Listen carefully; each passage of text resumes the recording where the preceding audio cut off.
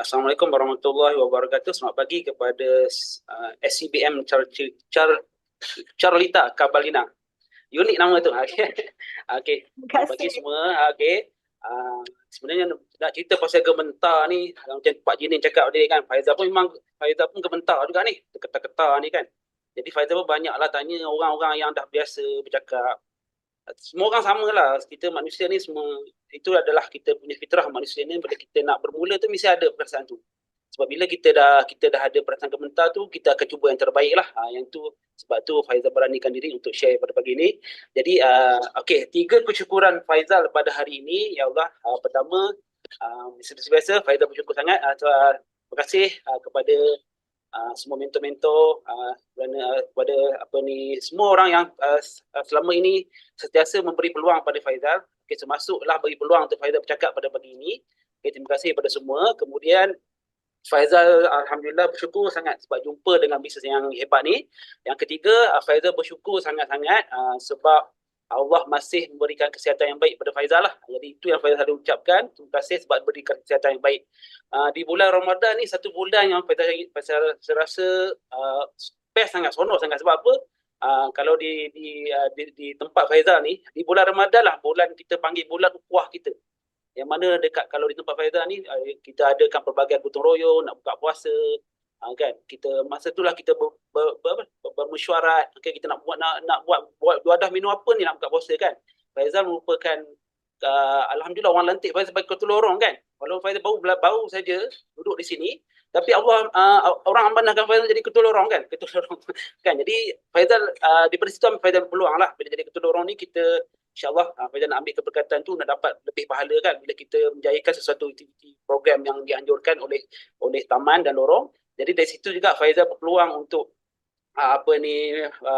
memperkenalkan diri Faizal bermasyarakat kan, membina ukhuwah, mengenali. Itu yang bestnya Faizal duduk sini, sebab itulah dia seronok sangat duduk sini kan. Semua kita orang rapat kan, terutama di bulan puasa ni, tambah pula nak bulan raya ni, insyaAllah memang kita orang tak tahu memang akan buat jamuan raya lah. Lorong Faizal ni memang akan buat. Kita dah punya lorong kan, lorong 49 ni memang akan buat kan. Lorong lain tu kadang-kadang buat, kadang tak buat, tapi lorong 49 dia wajib lah kata. Okey, itu sedikit banyak kesyukuran. Ini Faizal nak sharekan jugalah berkenaan dengan satu ilmu yang Faizal dapat. Ilmu ni Faizal dapat daripada Faizal dengar daripada Ustaz Hanafi Malik. Kan, Ustaz Hanafi Malik, siapa kenal Ustaz Hanafi Malik? Seorang penceramah bebas. Ustaz Hanafi Malik ni yang Faizal kagum sangat, dia merupakan pejuang kanser limfoma. Bermula pada 2017. Jadi kagum sangat dengan Ustaz Hanafi Malik ni. Bila dia tahu dia kena kanser, kan? Kalau kita tahu kita ni kena kanser, kita dah sakit, apa yang kita buat? Kan, kita mesti rasa kita ni, Allah, aku dah tak ada harapan lah.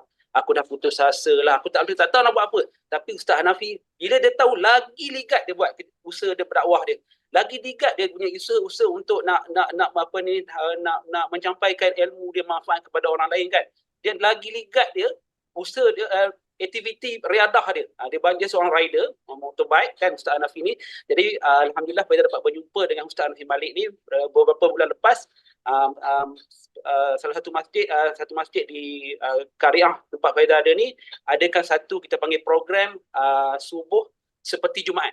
Jadi di program tu kita adakan bermula dengan qiyamul lail, kemudian kita adakan kuliah subuh lah. Jadi salah seorang penceramah yang ni adalah Ustaz Hanafi lah. Ustaz Hanafi ni share satu benda yang Faizal ingat sampai hari ni, kan. Dia ambil, dia ada formula untuk berubah, kan. Formula untuk berubah, dia ada 5 formula yang Ustaz Hanafi ni share, kan. Siapa kat sini siapa yang nak berubah, kan? Nak berubah tekan satu, kan? Faizal nak berubah kan. Jadi Faizal dengar apa je Ustaz Hanafi ni cakap kan. Dia ada 5 formula kita nak berubah, itu 5 H. Iaitu H yang pertama ialah hati, H kedua ialah hampiri, H yang ketiga ialah hindari, H yang keempat ialah hajat, H yang kelima hijrah. Apa tu hati? Jadi kalau kita nak berubah, ini sebenarnya untuk Faizal sendiri lah. Faizal sebenarnya nak sampai ni sebenarnya untuk Faizal sendiri kan. Untuk pengingatkan untuk diri Faizal sendiri. Hati, kalau kita nak berubah, kita macam mana kita nak berubah, kita kena tanya hati. Kita ni ikhlas ke tak ikhlas? Kita ni nak berubah ni sebab kita terpaksa ataupun bagaimana kan? Kalau kita terpaksa, sebab itulah kita rasa cepat patah semangat, kita akan cepat rasa putus asa kan? Kita buat betul-betul tu, kita buat satu tu, kita rasa Allah kan, apa salah aku buat ni tak menjadi dia kan. Tapi jika kita betul-betul kita ikhlas, Ustaz dah cakap kan, untuk nak berubah, maka walau datang apa pun rintangan, kita akan jadi kuat.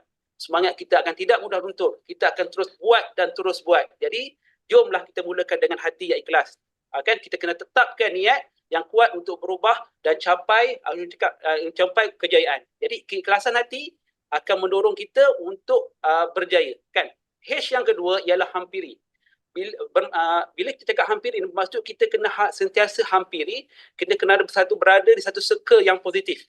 Apabila kita nak jatuh, bila kita hampiri, apabila kita nak jatuh, akan ada orang cepat-cepat sambut tangan kita kan bila kita ada di circle yang positif.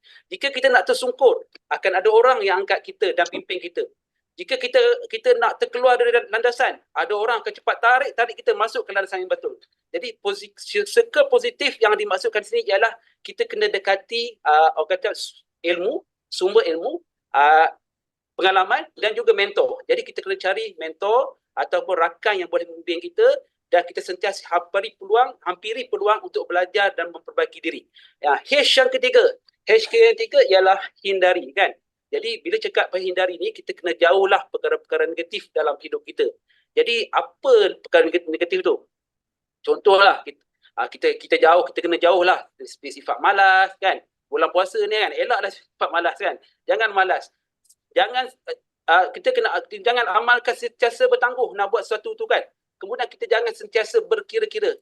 Yalah buat tu, berkira, nak buat ni, berkira kan.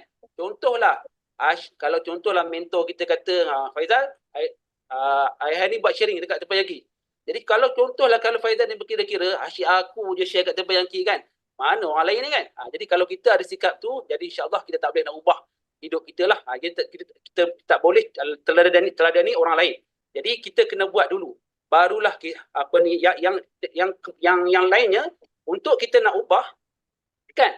Kalau kita ni tak pandai, kalau kita nak buat sesuatu, jangan tunggu kita pandai. Kita kena buat dulu.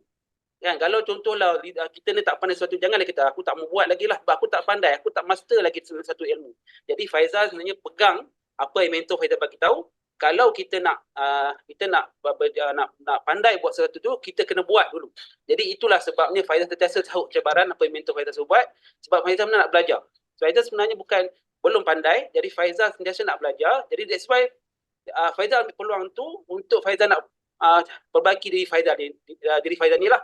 Kemudian kita kena juga hindari daripada rakan-rakan yang toksik atau sebarang halangan yang boleh merencatkan kemajuan kita lah. Jadi fokus pada yang positif dan produktif. H yang seterusnya ialah hajat. Bila hajat ni, bila kita cakap kena hajat ni, kita kena tetapkan matlamat yang orang cakap jelas. Matlamat kita ni tak boleh sama-sama. Bila kita berhajat, kita kena setkan hajat kita atau impian kita untuk menjadi panduan dan motivasi untuk kita terus berusaha. Kan? Itu H yang keempat. H yang kelima ialah hijrah.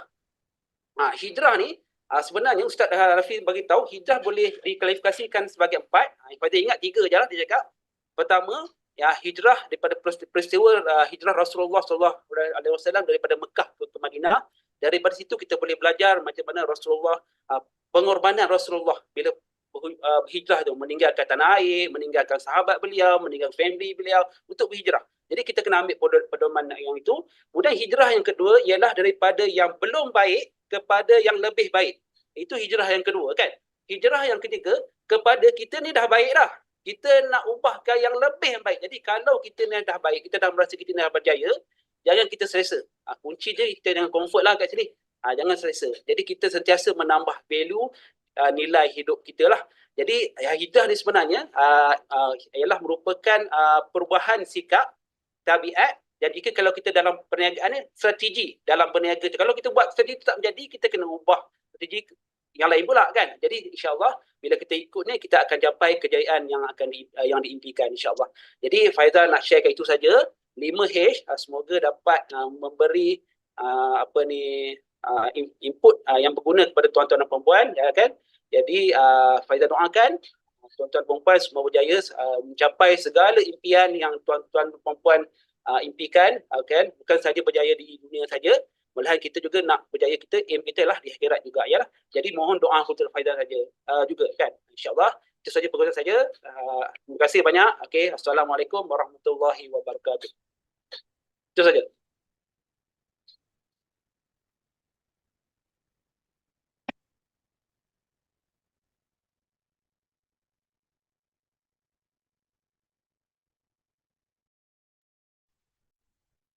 Halo, halo, boleh dengar saya? Dengar ya? Tekan 1 kalau dengar. Tekan 1, okey. Wow, sharing saya suka dengar, sharing Faizal ni. Saya banyak dapat terkedu kadang-kadang dengar, sharing dia. Banyak ilmu ya yang boleh dapat belajar dari Faizal ni, betul tak? So, yang last sekali tu hijrah tu saya sangat tertarik.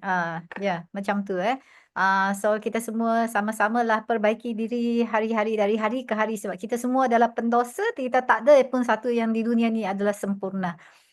So sharing